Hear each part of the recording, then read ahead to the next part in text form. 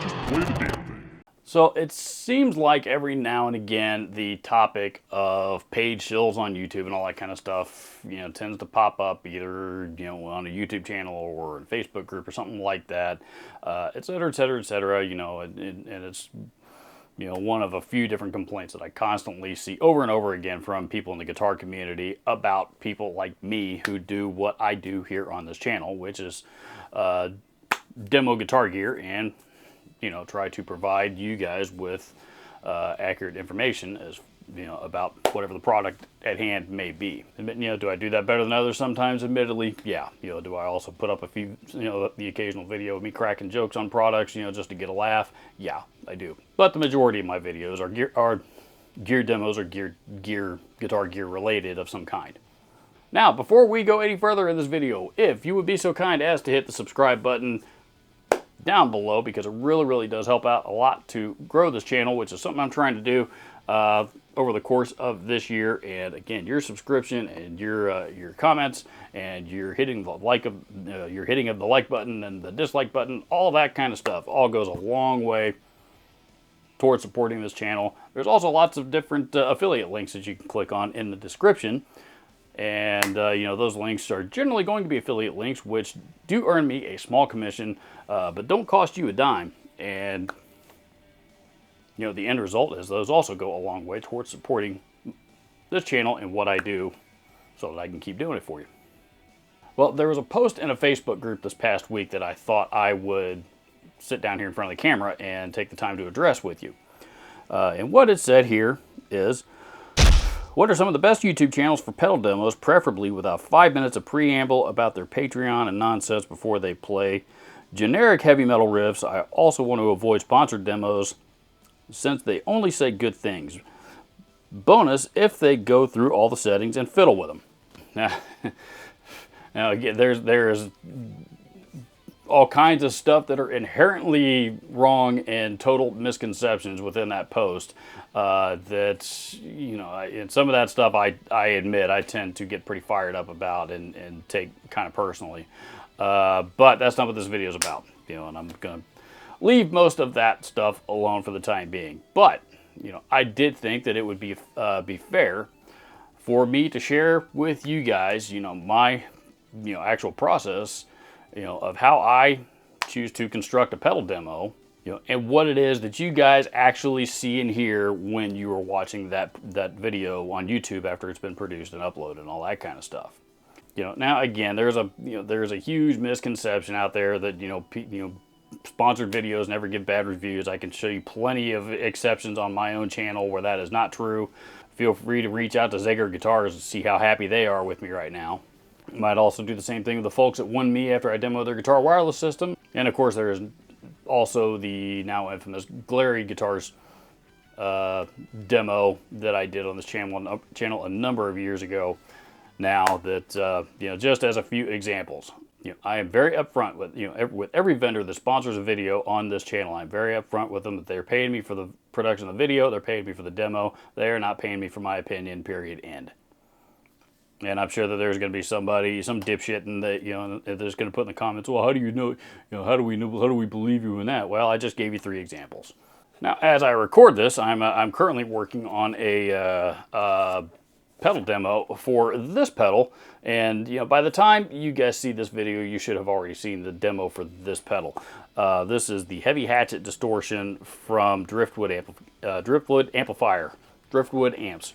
Probably, a fairly new amp company, boutique amp company that you guys, especially if you're hooked into the metal crowd, you've probably seen their amps, out there in the wild now because they're getting pretty popular among metal players. They make phenomenal amplifiers. And I'm tackling that demo the same way that I do all of my, most of my pedal demos. When I'm demoing guitars and amps and, and overdrive and distortion pedals anyway, I will usually include a full mix track, usually in about the 1 minute, just a 1 minute track in the video somewhere, just so you can get an idea of how it sounds in the mix, or at the very least, how I got it to sound in a mix. The idea being that you should be able to get as good, at least results of that quality, if not better. I've kind of stopped doing that with modulation pedals though, because a delay and a full track, or not in a full track. I don't. It's kind of a waste of time. I don't really know what it showcases. It doesn't really tell you, the viewer, anything different about the pedal than the playthrough demo that the playthrough demo doesn't already do. Now, the playthrough demo, admittedly, is probably the the more boring portion of my gear demos, but it's also probably the most important, because that's where I try to give you the most accurate sense of what this thing's actually going to sound like. For 99% of my demos, I almost always go through I use a Laney IRT Studio as my primary studio recording amplifier, and I don't use a cabinet with it. That one goes straight direct into the interface, and then I use a two notes, the same two notes wall of sound impulse response on the back end. And that is, the impulse response that I use is basically a Mesa Boogie 412 and an Engel 412, both loaded with vintage 30s, I believe. A good, a couple of good solid metal cabinets, and I like to blend the two together. As opposed to the old technique of sticking an SM57 onto a vintage 30 cab of some kind, which there's nothing wrong with, and of course I've done that quite a bit in the past as well.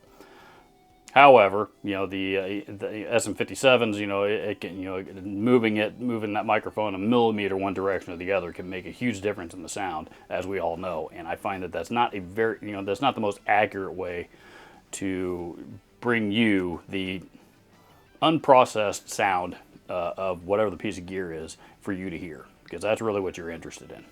I generally use the same amp with a really good clean channel on it, by the way. I generally use the same amp through the same IR, through the same interface, through the same everything. And when you're seeing a close-up of the pedal or the amp or guitar, whatever it is, and you're seeing me play it, twisting knobs or demoing pickups or whatever it is, you're pretty much hearing all of them through the same signal path. The idea being that if you watch my videos on a regular basis, anyway, the idea being that you kind of have the same bass tone that you're used to seeing on this channel. And the only difference, of course, is the gear that is currently being demoed. So you get a direct recording of that.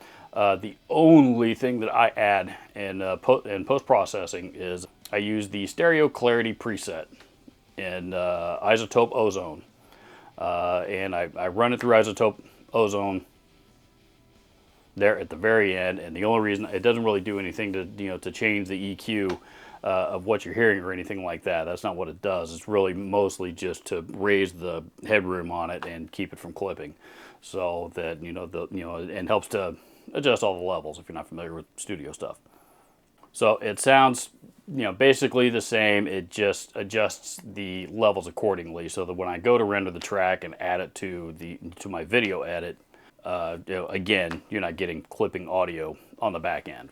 Nobody wants to hear a demo video with clipping audio, and I made that mistake earlier on when I was, really early into learning how to record.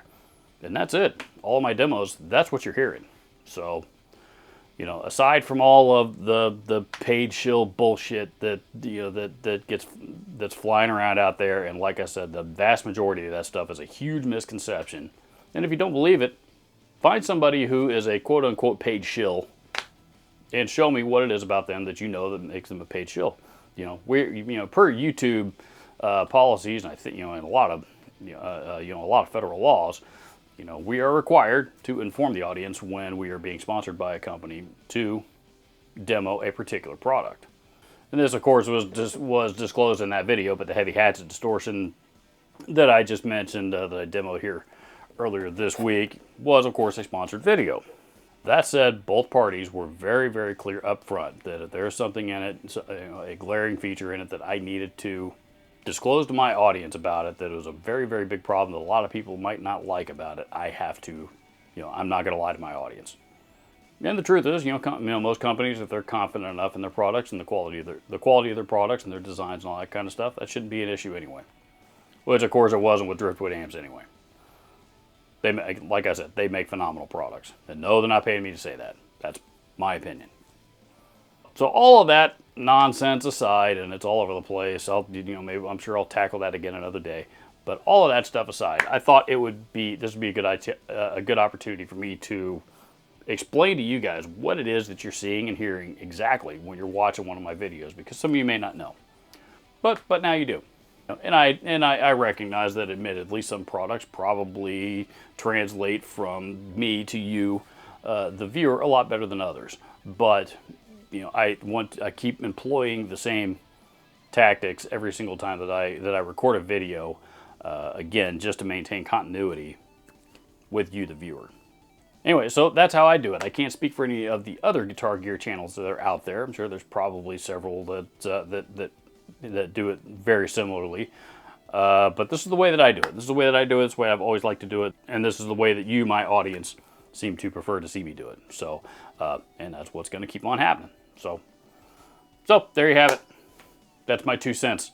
It's worth exactly what you paid for it. Comment down below. Adios.